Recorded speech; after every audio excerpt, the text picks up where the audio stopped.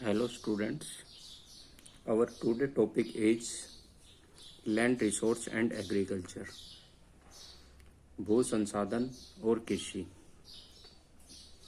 आप लोग देखते हैं कि आपके चारों तरफ लैंड की डिफरेंट कैटेगरी है।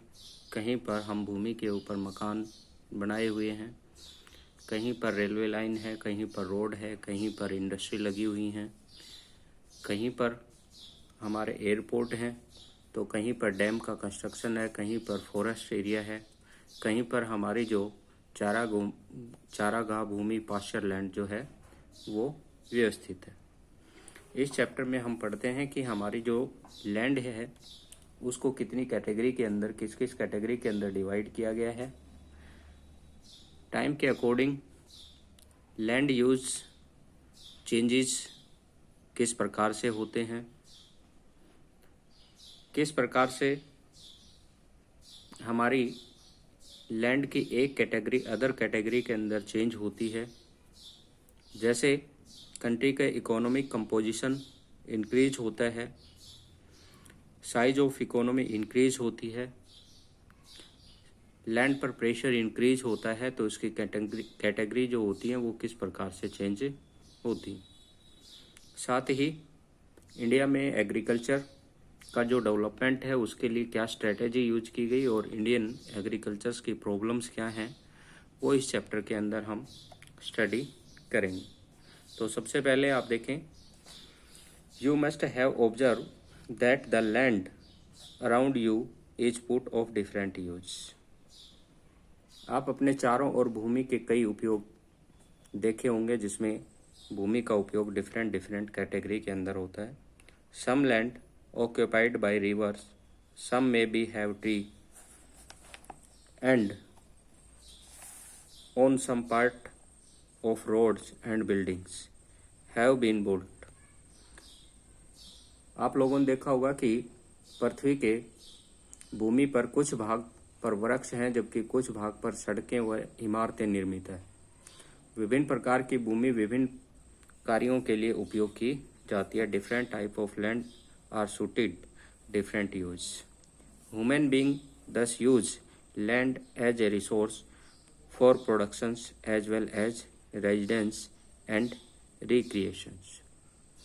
मानव भूमि का विभिन्न प्रकार के कार्यों में उपयोग में लाता है। आप लोग देखते हैं कि मनुष्य भूमि को उत्पादन करने, रहने, विभिन्न प्रकार के मनोरंजनात्मक कार्यों के लिए इसका उपयोग करते हैं। Thus the building of your school, road on which you travel, parks which you play, fields in which crops are growing, and pastures where animal guards represent different use to this land is put।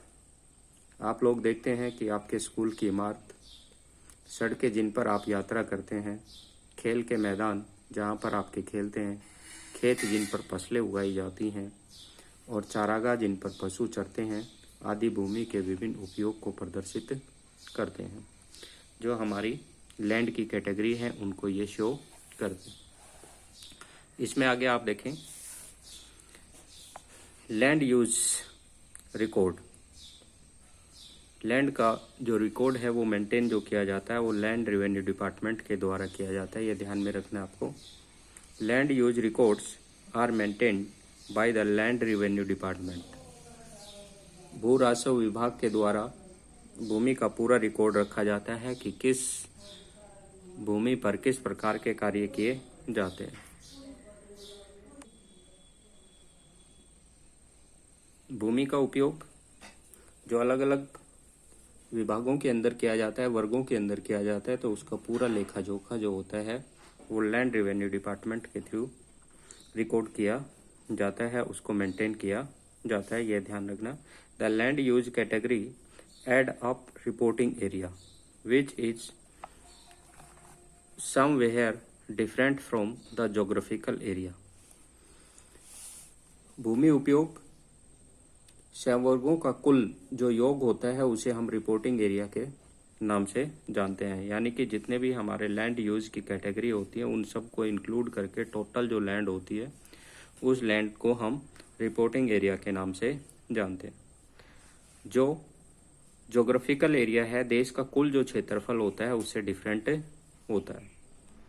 Geographical area होता है वो देश का कुल क्षेत्रफल होता है, और रिपोर्टिंग एरिया होता है वो जो हमारी लैंड यूज कैटेगरी होती है उनके टोटल एरिया को बोला जाता है। जैसे इंडिया का टोटल ज्योग्राफिकल एरिया जो है वो 32,87,263 वर्ग किलोमीटर आता है।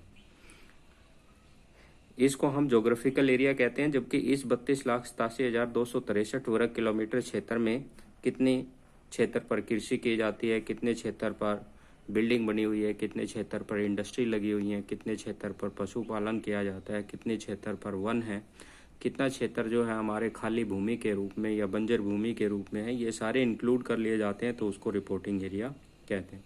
मीन्स जो रिपोर्टिंग एरिया होता है वो ज्योग्राफिकल एरिया से कम होता है। आगे ध्यान दें, रिपोर्टिंग एरिया जो होता है इसकी सर्वे है वो सर्वे ऑफ इंडिया के थ्रू की जाती है। यानी कि सर्वे ऑफ इंडिया जो है भारतीय सर्वेक्षण विभाग है, वो कुल भौगोलिक क्षेत्र की जानकारी हमें प्रोवाइड करवाते हैं। Geographical area, the survey of India is responsible for measuring geographical area of administrative unit. कोई भी एक प्रशासनिक क्षेत्र जो होता है उसको सर्वे है वो सर्वे ऑफ इंडिया के द्वारा की जाती है, और उसका वो ज्योग्राफिकल एरिया फिक्स करता है। जो सर्वे ऑफ इंडिया है ये हमारी जो स्टेट हैं, इन स्टेट का एरिया, जो हमारी डिस्ट्रिक्ट है इन डिस्ट्रिक्ट का एरिया है, ये भी ज्योग्राफिकल सर्वे ऑफ इंडिया के थ्रू ही डिवाइड किया जाता है। Have you ever use A map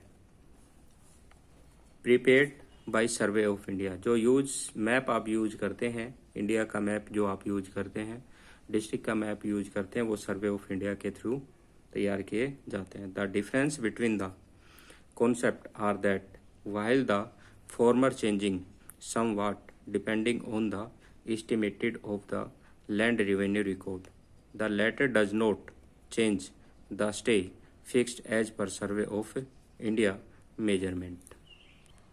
इसमें बताया गया है कि ज्योग्राफिकल एरिया और जो हमारा रिपोर्टिंग एरिया होता है उसमें डिफरेंस क्या होता है। ज्योग्राफिकल एरिया जो है वो फिक्स होता है, जबकि रिपोर्टिंग एरिया है वो कम या अधिक हो सकता है, क्योंकि ये कैटेगरी जो है वो चेंज होती रहती हैं। जिस भी कैटेगरी की रिक्वायरमेंट अधिक हो जाती है तो लैंड का यूज उसी में अधिक होने लग जाता है, जबकि दूसरी कैटेगरी जो है वो डिक्लाइन होनी स्टार्ट हो जाती है। तो इस प्रकार से जो ज्योग्राफिकल एरिया होता है वो फिक्स होता है, जबकि रिपोर्टिंग एरिया है वो कम या अधिक हो सकता है। Fix as survey of India measurement. You may be familiar with land use category as they are also included in your social science textbook of class 10th। आप भू उपयोग वर्गीकरण के विषय में सामाजिक विज्ञान की पुस्तक 10वीं में भी इसके बारे में पढ़ चुके हैं कि हमारे लैंड की यूज कैटेगरी हैं वो कौन कौन सी आती हैं।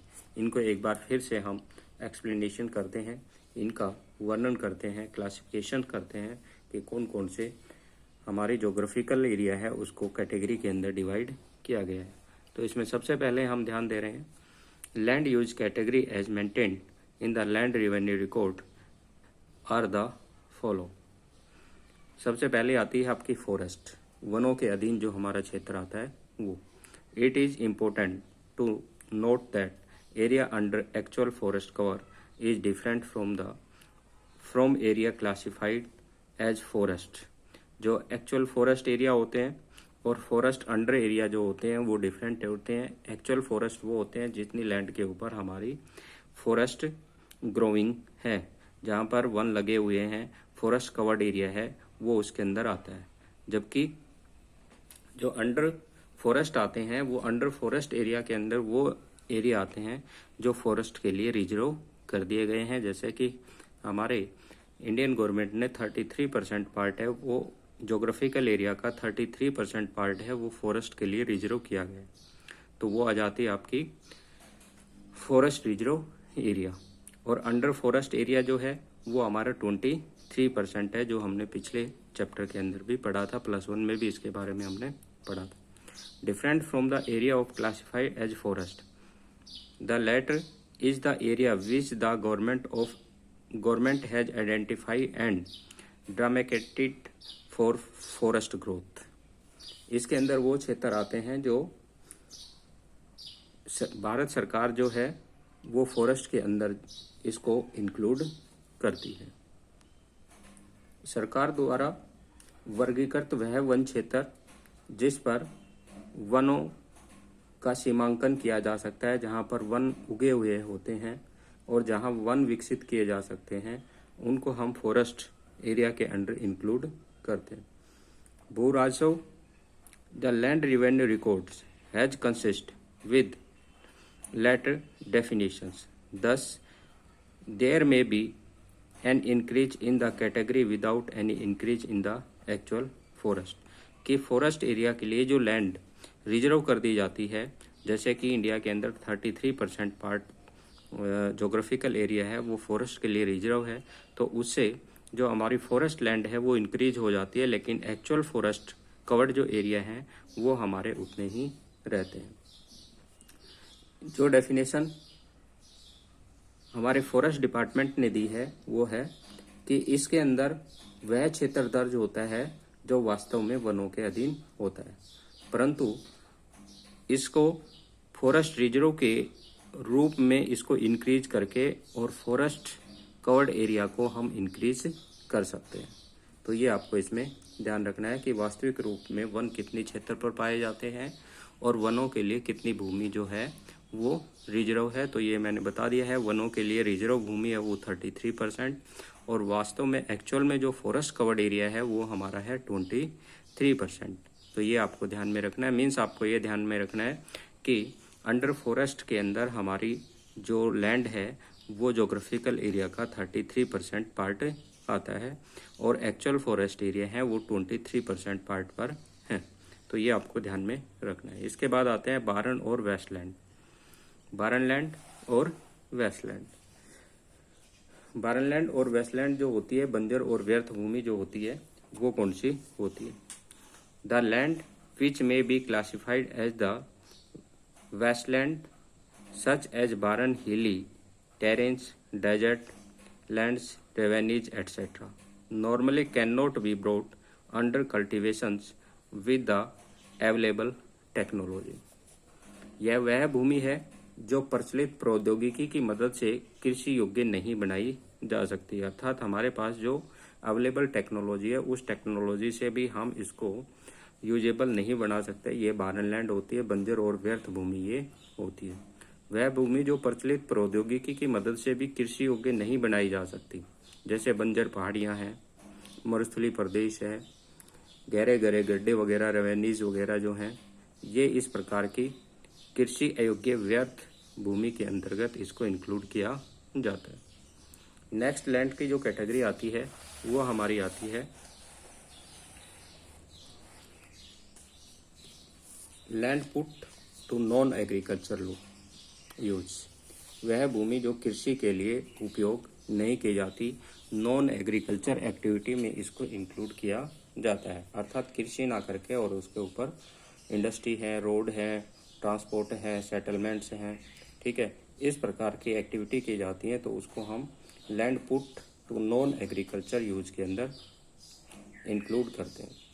Land under settlements, rural and urban infrastructure, road, canal etcetera, industries, shop etcetera are include in this category. ये ध्यान में रखना है आपको कि पिछले डिकेड से लैंड पुट और नॉन एग्रीकल्चर यूज की जो लैंड है उसका शेयर जो है, परसेंटेज जो है वो फास्टली इंक्रीज हो रहा है, क्योंकि पॉपुलेशन इंक्रीज हो रही है, साथ ही हमारी इंडस्ट्री है, बेसिक इंफ्रास्ट्रक्चर है, स्कूल, कॉलेज, हॉस्पिटल्स हैं, ये फास्टली इंक्रीज हो रहे हैं। इसलिए जो एग्रीकल्चर लैंड थी उसको नॉन एग्रीकल्चर लैंड में कन्वर्ट किया जा रहा है। आप देख रहे हैं कोई भी सिटी जो होती है उसके आसपास की जो लैंड होती है वो एग्रीकल्चर में यूज हो रही होती है, लेकिन जैसे ही इंडस्ट्रियलाइजेशन होता है, अर्बनाइजेशन होता है, बेसिक इंफ्रास्ट्रक्चर स्ट्रॉन्ग होता है, वैसे वैसे उस लैंड को हम रोड के अंदर, हॉस्पिटल में, स्कूल, कॉलेज के अंदर, इंडस्ट्री में, सेटलमेंट के अंदर यूज करना स्टार्ट कर देते हैं।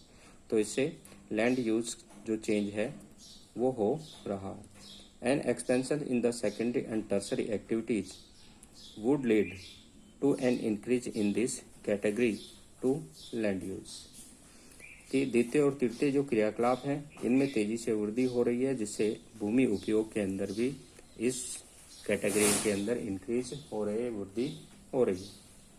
नेक्स्ट आता है area under permanent pasture and grazing land. स्थायी चारागाह क्षेत्र जो है वो इसके अंदर आता है। स्थायी चारागाह क्षेत्र जो होते हैं ये रूरल एरिया के नियर बाई एरिया के अंदर जो एनिमल रेयरिंग होते हैं उसके लिए एनिमल्स को भोजन वगैरह की सप्लाई करने के लिए, उनको जो है उनके फोडर वगैरह की सप्लाई करने के लिए छोड़ दी जाती है।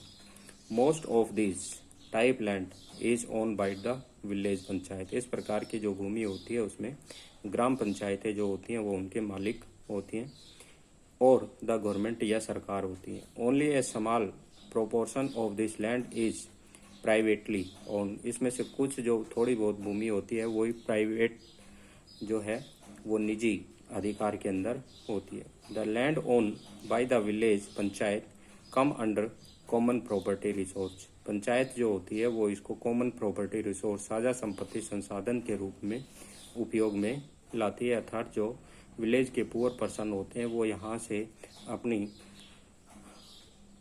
ईंधन की लकड़ी वगैरह इकट्ठा कर लेते हैं, अपने जीवन की जो आवश्यकता की वस्तुएं हैं, चारा है, ईंधन की लकड़ी हैं और अन्य जो फॉरेस्ट प्रोडक्ट हैं उनको कलेक्ट करके और अपनी लाइवलीहुड ये लोग अर्न करते हैं। तो इसमें ये ध्यान रखना है। इसके बाद आगे हम देखते हैं area under miscellaneous tree crop and Graves not include in net sown area. विविध तरु फसलों और उपवनों के अंतर्गत क्षेत्र जिसमें शुद्ध बोया गया क्षेत्र शामिल नहीं होता है। इसके अंदर वो भूमि आती है जिसमें वन वगैरह लगे हुए होते हैं या जहाँ पर विभिन्न जो फ्रूट्स वगैरह के प्लांट्स वगैरह होते हैं वो लगे हुए होते हैं, उस भूमि के अंदर इसको शामिल किया जाता है। अर्थात जो बाग और फलदार पौधे लगे हुए होते हैं, उद्यान वगैरह होते हैं, जैसे टी प्लांटेशन है और अदर जो प्लांटेशन एग्रीकल्चर होती है वो इसके अंदर इंक्लूड होती है। The land under orchards and fruit trees are included in this category. Much of this land is privately owned. इस वर्ग के अंदर वह भूमि सम्मिलित है जिस पर उद्यान या फलदार वृक्ष है।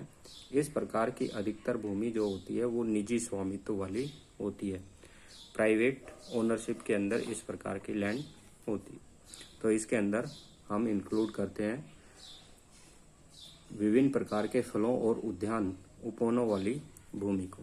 इसके बाद आती है कल्चरेबल वेस्टलैंड। कल्चरेबल वेस्टलैंड वो होती है जो कृषि योग्य होती है, लेकिन वहाँ पर एग्रीकल्चर के लिए इंफ्रास्ट्रक्चर, इरिगेशन सिस्टम और अदर्स जो इंफ्रास्ट्रक्चर है वो प्रॉपरली अवेलेबल ना होने के कारण से ये वेस्टलैंड के अंदर रहती है। Any land which is left follow uncultivated or more than 5 years is included in this category। वह भूमि जो 5 वर्ष या इससे अधिक समय के लिए खाली रहती है, उस पर कृषि नहीं की जाती है, तो इस प्रकार की जो भूमि होती है उसको कल्चरेबल वेस्टलैंड के नाम से जानते हैं। It can be brought under cultivations after improving the through reclamations practice. इस प्रकार की भूमि का उपयोग हम आधुनिक तकनीकी का उपयोग करके, इरिगेशन सिस्टम को इम्प्रूव करके और अदर्स जो कृषि सुधार नीतियां हैं उनको अपना करके इस भूमि को हम एग्रीकल्चर लैंड के अंदर कन्वर्ट कर सकते हैं। ठीक है, तो ये आपको इसमें ध्यान रखना है। नेक्स्ट आता है आपका करंट फैलो लैंड।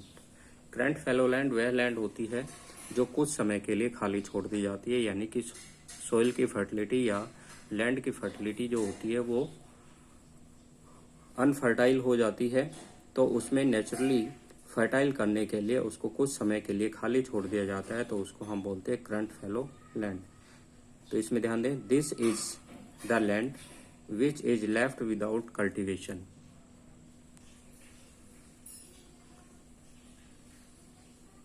फॉर 1 और लेस देन 1 एग्रीकल्चर ईयर्स। एक कृषि वर्ष या एक कृषि वर्ष से कम समय के लिए इसको खाली छोड़ दिया जाता है। मीन्स जो हमारी क्रॉप सीजन होते हैं तो इसमें एक क्रॉप सीजन के अंदर इसको खाली छोड़ दिया जाता है, जिससे इसकी नेचुरल फर्टिलिटी जो है वो इंक्रीज हो जाती है। देसी भाषा के अंदर जैसे हम बधवाड़ बोलते हैं कि खेत को बधवाड़ के रूप में छोड़ देते हैं, तो वो करंट फैलो लैंड होती है। Following is the cultural practice adopted by giving land rest. इसको हम भूमि को रेस्ट के लिए खाली छोड़ते हैं। The land recoups the lost fertility through the natural process. इसके अंदर भूमि की जो उर्वरकता शक्ति कम हो जाती है उसको प्राकृतिक रूप से वापस लौटाने के लिए ये प्रक्रिया दोहराते हैं। इसके बाद नेक्स्ट आती है, वो आती है हमारी fallow other than current fallow land. पुरातन प्रति भूमि यानी कि वर्तमान प्रति भूमि के अतिरिक्त प्रति भूमि। This is also a cultivable land which is left uncultivated for more than a year but less than 5 year. ये ध्यान में रखना है तीनों का। कल्चरेबल लैंड जो है वो क्या होती है, करंट फैलो लैंड क्या होती है, fallow and other than current fallow land क्या होती है। तो इसमें जो कल्चरेबल वेस्टलैंड होती है वो 5 साल से अधिक खाली रहती है। करंट फैलो लैंड होती है वो 1 क्रॉप सीजन के अंदर होती है। और fallow other than current fallow land जो होती है वो 1 ईयर से अधिक बट 5 ईयर से लेस देन जो है वो अनकल्टिवेटेड रहती है। यानी कि 1 साल से अधिक और 5 साल से कम जो भूमि होती है उसको हम current fallow land fallow other than current fallow land, ठीक है, के रूप से जानते हैं। It is if the land is left uncultivated for more than 5 years it would be categories as the culturable wasteland, ठीक है। इस प्रकार की जो भूमि होती है इसे कृषि योग्य व्यर्थ भूमि संवर्ग में सम्मिलित किया जाता है, यानी कृषि योग्य होती है लेकिन यह यहाँ पर कुछ इंफ्रास्ट्रक्चर, इरिगेशंस या अदर प्रॉब्लम्स के कारण से ये क्या रहती है, अनकल्टिवेटेड रहती है। इसके बाद आती है नेट एरिया सोन, जो निवल बोया गया क्षेत्र होता है। The physical extent of land on which crop are sown and harvested is known as net sown area. वह भूमि जिस पर फसलें उगाई जाती हैं, काटी जाती हैं, उसे हम निवल बोया गया क्षेत्र के नाम से जानते हैं, नेट एरिया सोन के नाम से जानते हैं, जिसमें एवरी ईयर जो है वो क्रॉप ग्रोविंग की जाती है, हार्वेस्टिंग की जाती है। तो उस लैंड को हम नेट एरिया सोन के नाम से जानते हैं। तो ये थी हमारी लैंड यूज कैटेगरी।